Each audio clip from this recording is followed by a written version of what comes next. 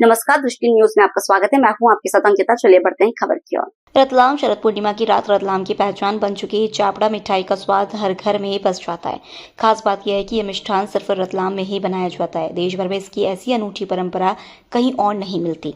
शक्कर से बनने वाला यह खास चापड़ा साल में केवल एक बार शरद पूर्णिमा के अवसर पर ही तैयार किया जाता है।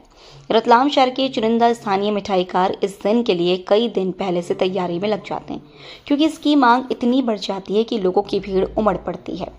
मिठाई दुकानदार बताते हैं कि इस बार बारिश और मौसम की मार के बावजूद चापड़ा बनाने में कमी नहीं की गई। हालांकि शक्कर की नमी और आर्द्रता ने मिठाई जमाने में थोड़ी मुश्किल जरूर दी, फिर भी रतलाम वासी इस परंपरा को पूरे उत्साह से निभा रहे हैं।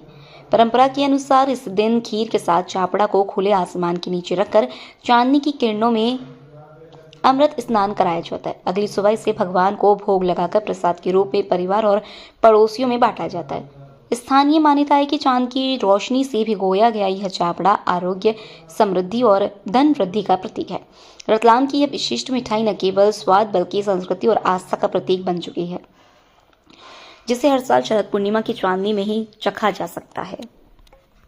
ये मिठाई है और इसकी विशेषता क्या रहती है और आज ही के दिन क्यों बनाया जाता है? ये तो मंदिर में प्रसाद के रूप में चढ़ता है कि सभी के बीच में बढ़ता है।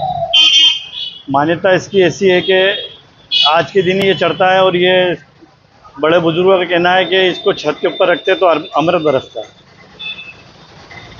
खीर के ऊपर इसको ढका जाता है, ये बरोबर है। और इसको गच्छे में रखते हैं थाली के अंदर, बरोबर। क्या नाम है आपका? संजय सुरान। ये जो मिठाई बनाई जा रही है इसका क्या नाम है और किस तरह की डिमांड रहती है और ये साल में आज ही के दिन क्यों स्पेशली बनाई जाती है? ये केवल इसका शरद पूनम का महत्व है और ये केवल साल में एक बार बनता है शरद पूनम के दिन।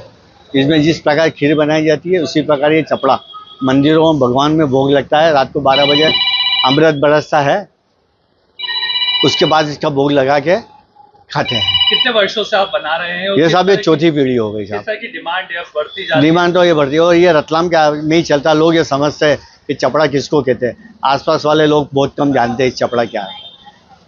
ये कम 1964 से चला आ रहा है। कितनी पीढ़ी से कर रहे हैं? ये हम चौथी पीढ़ी हो रही साहब। आपका नाम क्या है? दिनेश सुराना।